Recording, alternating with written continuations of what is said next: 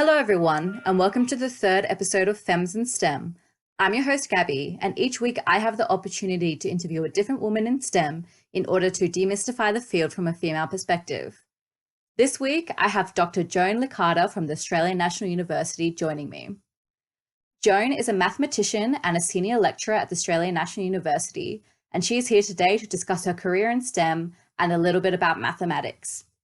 Joan, thanks so much for joining me on the podcast. Thanks for the invitation. Sounds like fun. So I just want to start at the very beginning of your career in STEM.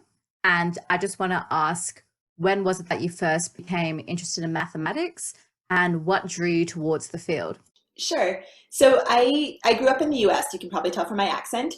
And so one of the differences in the educational system is that when you start uni in America, you're not expected to know what you're studying. So I came in as a first year and I took a maths class in my first semester, but I also took Egyptian and I took a medieval Italian literature class and I took a fiction writing class. So I was pretty much all over the place. And for me, that was really good. If you'd made me choose what I was going to do with my life at the end of year 12, I have no idea what I would have ended up in, but it probably wouldn't have been mathematics. So I took maths classes because they were clearly useful for other things. I didn't really want to shut any doors. I thought maybe physics, maybe applied mathematics. My dad said that was useful, things like that. But I was really taking mathematics because it seemed like it left me options. And it wasn't necessarily the thing I was most excited about. And then it just kind of got more and more interesting. It seemed clear that it was hard. There were lots of things that were obviously challenges, and I liked the idea of doing something that was hard. And I felt like I was a person with a lot of interests, but some of those were things I felt like I could pursue as hobbies. Reading novels for fun is not the same as studying literature, but I felt like I could still kind of do that a little bit. And it also felt clear to me that if I stopped doing mathematics seriously, it wasn't something that I was going to just do as a hobby. So I took it to keep doors open, and then I kind of kept taking it because I felt like if I stopped, I could never get back into it. And then it sort of grabbed me. Yeah, it's really cool to hear from that US perspective because in Australia, we do have to make that decision about what we're going to focus our studies in at the end of year 12. So it's interesting to hear about a different type of schooling. So I just want to ask, what was it that kept you focusing on mathematics? Was it the content of the course? Was it maybe a particular teacher you had, or was there an outside influence that kept you within the field? So the content was certainly somewhat seductive. I was finding it more and more interesting, but I think one of the things that really cemented it is an exchange program I did in my third year. So it's the standard undergrad program is a 4-year program in the US, and that's one of the reasons this sort of broad base works at the beginning is because you have a little bit more time even in a standard degree. So my third year, I did an exchange program in Budapest, and that was really eye-opening because the program was specifically for overseas math students, and there were a few non-maths classes you could take. You could take Hungarian, but other than that, it was just mathematics, and all the students there were studying mathematics. And before that, I wouldn't have said that my peer group was generally, or my friendship group was not really based on what I was studying. It was people I lived with or people on my fencing team, things like that. And then all of a sudden I was in a new country where I didn't know anybody, and everybody there was studying mathematics. And that was interesting because it was the first time I could kind of try on for size what it felt like to really throw myself into that.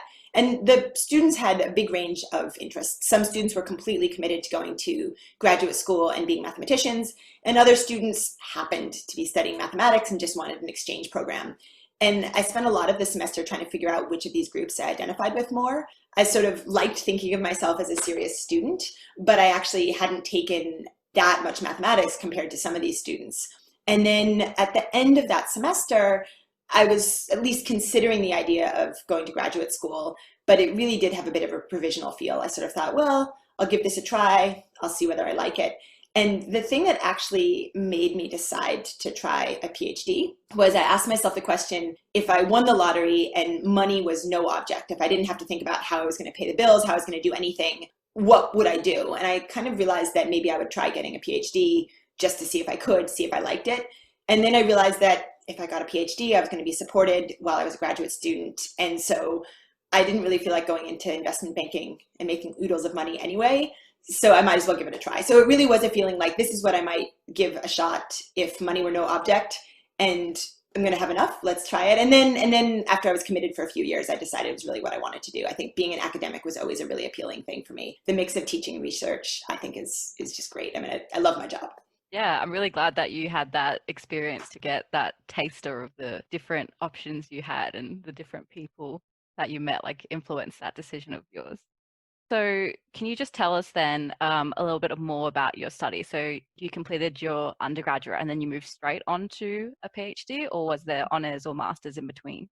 So the way the educational system is structured in the US, there's a 4-year undergraduate degree, and then depending on your field, maybe you would do something else. I think if you're going into sociology, say, they really value work experience or real life experience. Pure mathematics, they're willing to take you straight out of undergrad.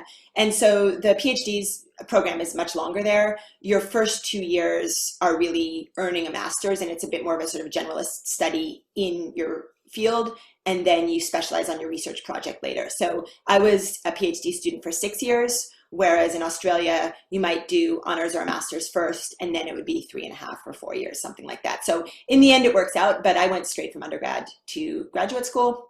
And then when I finished that, I was a postdoc for 5 years. So this is where I was doing research and teaching, but they were on contract positions where I always knew when I was going to leave when I started the position. So I was at Stanford University for 3 years. I was in Germany for a year, and I was at the place called the Institute for Advanced Study in Princeton for a year. And then I came to ANU. So I've been here since 2012. Yeah, thanks for that insight. So now I want to move on to course content. So what actually studying mathematics was like during your undergraduate and your postgraduate. I think lots of people find it very difficult to find something tangible about studying mathematics. So if you could give us a little bit of insight into what studying mathematics was like for you, both during your undergraduate studies and then at graduate school. So I don't know if this is quite the answer you're going for, but let me start with the recruitment pitch I give people when they say, why should I study mathematics? And even if you don't want to go on and do a PhD or become a mathematician, studying mathematics teaches you to think really clearly. So we don't have data, we don't have lab work, we don't have experiments we're running. And I'm really speaking about pure mathematics here. Certainly in applied and computational fields, it's a little bit different. But as a pure mathematician, you don't have anything other than the product of what you're thinking about. You have centuries of work that other people have done, and so you have to learn to think clearly and understand those. And then you have tools of logical argument, and you have to try to discover new truths from what's come before. So studying mathematics teaches you to think clearly and logically and make good arguments, and I think everybody can benefit from that. So when we're trying to tell students if they have the right background for a class, there's two kinds of things we assess. We'd say, do you know particular material that's come in a prerequisite class? And the phrase you'll also hear people say is, do you have enough mathematical maturity? And mathematical maturity is really a way of saying, have you developed enough skills in thinking and writing clearly about mathematics? And it's a little bit hard to pin down what that is, but it's something that develops when you work hard. It's a way of thinking and a way of interacting with the material. And it's one of the things that you develop sort of over the course of your undergraduate studies in mathematics. My research area is topology, and sometimes people call it rubber sheet geometry. But the idea is sort of you studying objects, and you can really think of a physical object, although some of these are higher dimensional. But instead of thinking of them made out of something rigid like steel, you think of them as being made out of rubber. So you could ask this question, what properties of these objects would be preserved if you stretched them? And so the classic example is, suppose you had a donut made out of rubber. I don't know why you'd have a donut made out of rubber, but let's say you did. If you stretched it or you squished it, it would still have this hole in the middle. Whereas if you had, let's pick another snack, if you had a cupcake made out of rubber, you could stretch it or you could squish it and it would still not have a hole. And so that property of having a hole is a topological property. And that's the simplest version of what topologists study, is properties that are preserved under deformations. Yeah, thank you. That was a really good base level explanation. I think if I can follow, then many other people will be able to as well. So I just want to quickly touch on our female perspectives before we move further into your career in STEM.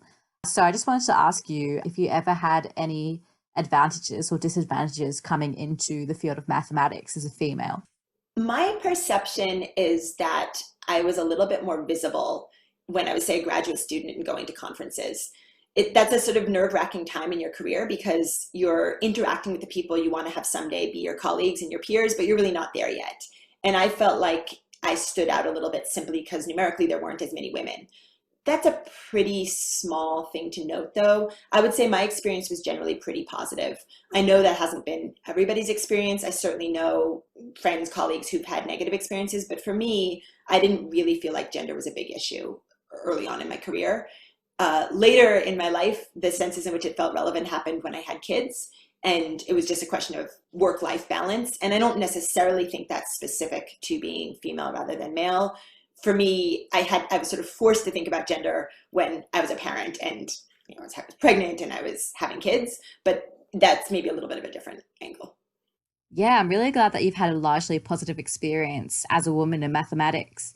I think mathematics is a really interesting field to look at because, from an outsider perspective, it seems that it is perceived as a largely male dominated field. But when looking at figures, and these figures come from within Australia, the female to male ratio within mathematics is actually far higher when compared to other STEM subjects such as engineering, information technology, and other forms of computer science. I think it's really interesting to look at that difference in perception of gender within math versus how it actually is.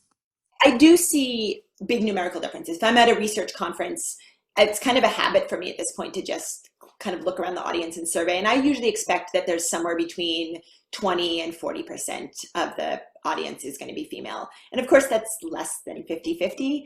But I think for me, having actual numerical equality is not that important. What I'm really aware of is whether something is a welcoming environment. And I think this varies across research fields also, but my experience in topology is that it's a very welcoming and supportive environment. And so it doesn't really bother me that we're not at 50-50 because I feel like everybody is actually welcomed. Yeah, I've definitely had a similar experience within the short time that I was studying mathematics. I did do 2 courses that were required as part of my engineering degree.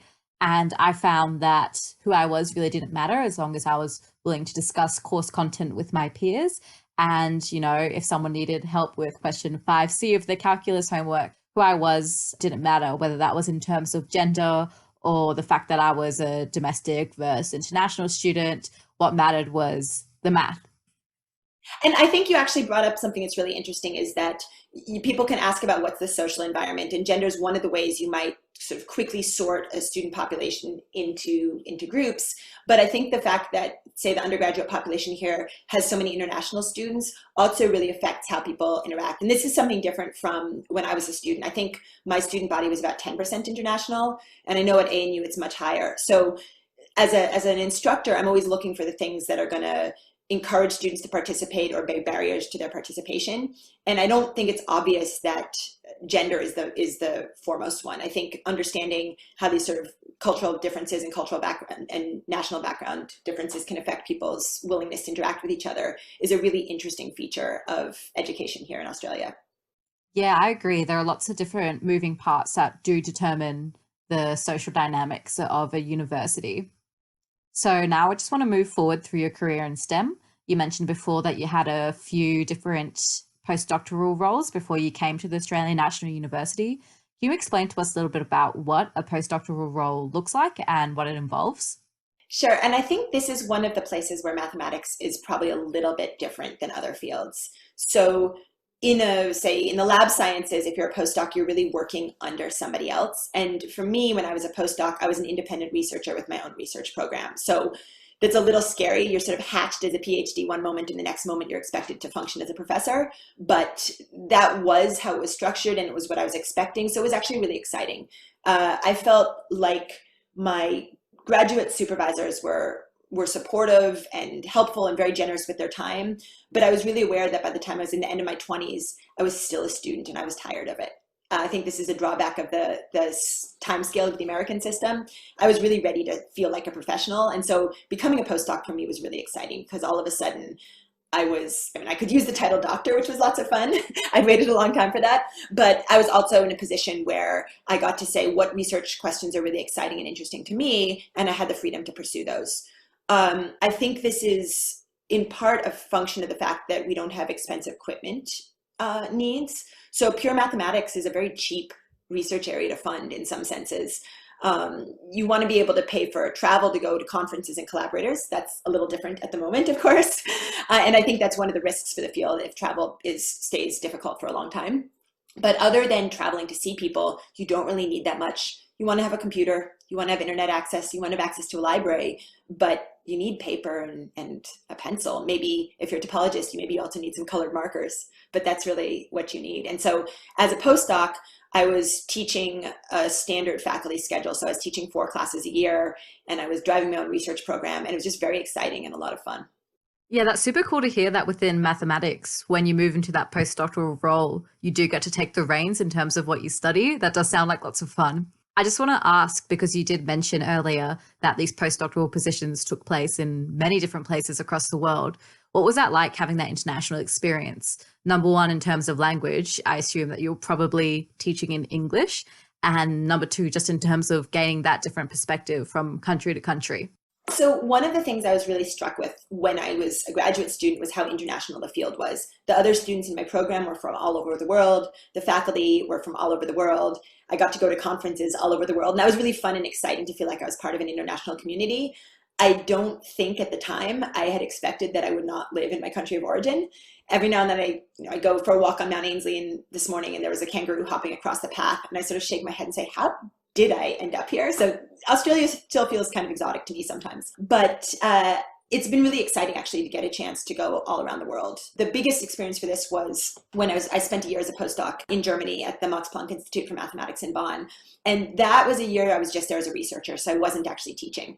I was actually excited to go and work on my German, but all of the other visitors there were from all over the world, and English was the common language. So I had a lot of practice ordering coffee, but not that much actually working on the rest of my German. And then in terms of coming to Australia, so my husband is also a mathematician. So we have what's called the two-body problem. This is the phrase for it. And we wanted to be at the same university, or at least in the same city. And so our attitude when we were going on the job market was that if we wanted to live with each other, we should be very open-minded about where we would live. And so we applied for jobs all over the world. I think if you'd asked me at the time, I would have expected that I would spend the rest of my career in the US, but that wasn't something that was a priority. And we're very lucky to have ended up at ANU. It's a fantastic place. It's a great university. We really like Canberra. And when we first came here, there was definitely a little bit of a provisional feeling. We sort of said, okay, we'll give it a try for a little while and see how it goes. And then it just became clear that it would be really hard to match what we have here somewhere else. So we're in it for the long haul. Yeah, that sounds like you had a lot of fun during your international experience. And I think it's really excellent that you were so open to accepting a job anywhere in the world, really. So now I want to move on to mathematics careers. So other than academia, could you give us some insight into what careers are available out there for those people who do complete a mathematics degree? So I think this goes a little bit back to what I was talking about with saying studying mathematics teaches you to be a clear thinker. I think that all employers should be happy and excited to hire somebody who's studied mathematics, because they know that somebody who's challenged themselves and learned how to think abstractly, to reason clearly, things like that.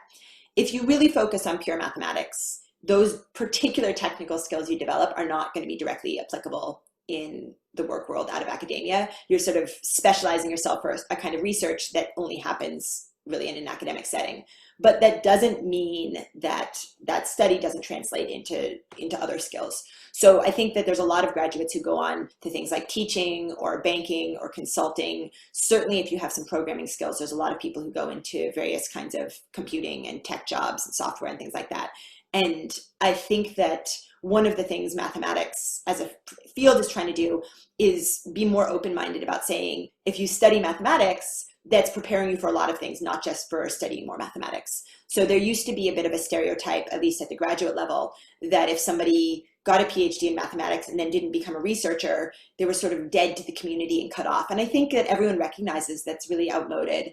That's not a positive way to think. People should have lots of different options and different pathways open. Sometimes they'll pursue those other pathways because they don't get academic jobs, but sometimes they'll pursue those because they're more exciting. I mean, the pace of academic research is glacial in some sense.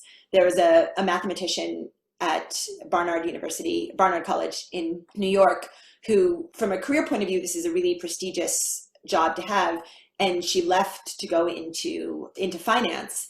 And I read an interview with her, and she was saying that one of the things she really liked about that is that in finance, you know how you're doing. At the beginning of the day, you have a certain number of dollars in an account, and at the end of the day, you have a certain number of dollars in the account, and you can keep score. You can see if it's a good day. And she said that when she was an academic, She would work for years on a paper, and then she'd publish it, and she'd wait months to find out if it was going to get accepted. And then she'd wait years to find out it was going to have an impact on the field. And that she just really appreciated the chance that in other settings, the feedback and the response is much faster. So I think I went way off topic from the question you'd originally asked there. But I guess what I'm saying is that the skills that you develop if you study mathematics really prepare you to learn and study in a lot of different areas. As an academic, the pathway to being an academic is the thing that's clearest to me, but the profession as a whole is trying to be a lot more open-minded about publicizing these and supporting students to pursue them. Yeah, I think it's really important to consider that STEM skills aren't just technical skills. Within maths, again, my knowledge is limited, but it's not just how good you are at doing calculus. There are other skills within mathematics that are just as important. Absolutely right. I completely agree. I mean, and clear communication is important anywhere you go. I mean, I think being able to communicate complicated ideas succinctly and clearly is valuable in pretty much any field. And maybe you develop those skills as you're talking about problem sets with a student, with problem sets with other students, but those are going to translate to the workplace really well. Yeah, I definitely agree. So just moving on to our last few questions before we wrap up. I just want to ask you, again, focusing on the female perspective, if you could give any advice to a younger female who is interested in maths but still a little bit confused about the path that she wants to take in tertiary education, what advice would you give her? I think one of the really important things to do is be willing to pursue your interests, even if it doesn't look obvious where that's going to take you. One of the problems I have with gender stereotypes in mathematics, if you say mathematician, people picture somebody old with a beard, maybe working by themselves in an isolated room. And that's very far from my experience of the reality of the field. Mathematics is done by lots of different people who look lots of different ways, and they do their mathematics in lots of different styles. And I think one of the challenges in a field that's historically not been very diverse is that people don't have a picture in their head of what it could mean to put themselves in that professional environment. And it's really important, if you like something, to give yourself a chance to try it. And maybe you don't know quite how you'll fit into that environment in the long run, but the odds are that it's already more open-minded than, well, the hope is that it's already more open-minded than you think it is, and that there's really a place for you. So I think if you're interested in something, give it a shot, and don't worry about the fact that maybe you don't think you fit the mold for how something should be done. Maybe your idea of what that mold isn't as informed as you'd like, or maybe there is a mold and you're going to be the one who's going to break that mold. Yeah, thanks so much for that advice. I think that's going to be very helpful to lots of people. So I've just got one final question, focusing on yourself rather than a theoretical person. If you could go back in time and give yourself any advice about studying within mathematics, what would you say to yourself? This is a little bit tricky for me because I think I've been exceptionally lucky along the way. I mean, I've worked hard and things like this, but a lot of things have worked out for me really well. I think one thing I would tell myself is that it's okay to make mistakes, and I should worry less about whether I'm going to say something that's going to sound silly. I think that advice I give to students is that if they're confused about something, come and talk to their lecturer and get unconfused. And as a teacher, as an educator, that's really what I want students to do. And when I was a student, I spent a little bit too much time worrying that if I went and talked to the professor would find out that I didn't understand something. And I wish I had spent less time worrying about that and more time getting things figured out. And it took me a while when I was a grad student, even into postdoc, to realize that the best way to learn things is to ask the people who understand them. And no one's going around keeping score and judging how many questions you asked or if you understood something. But what people do think about is, wow, I had an interesting conversation with that person. I'm glad we got to talk. So I think that being willing to expose things that you don't understand, confusion and ignorance, in order to fix them is always a good habit. And I wish I'd developed that one a little bit earlier. Yeah, I think that's some really excellent advice, and not only to tertiary students, but to people across the board. You shouldn't be fearful of not sounding competent just because you don't know the answers to everything, especially if the people that you are seeking these answers from are very experienced in their field and should have these answers for you. You shouldn't feel less than because you don't have these answers. Yeah, I think that's some really good advice overall. So that is where we're going to wrap up. I just want to say thank you so much again, Joan, for joining me on this episode of Femmes in STEM. It was my pleasure. Thanks. And that's it for the third episode of Femmes in STEM. As always, I hope you are enjoying these episodes, and if you have any feedback, feel free to leave them in the comments below. Thank you so much for tuning in.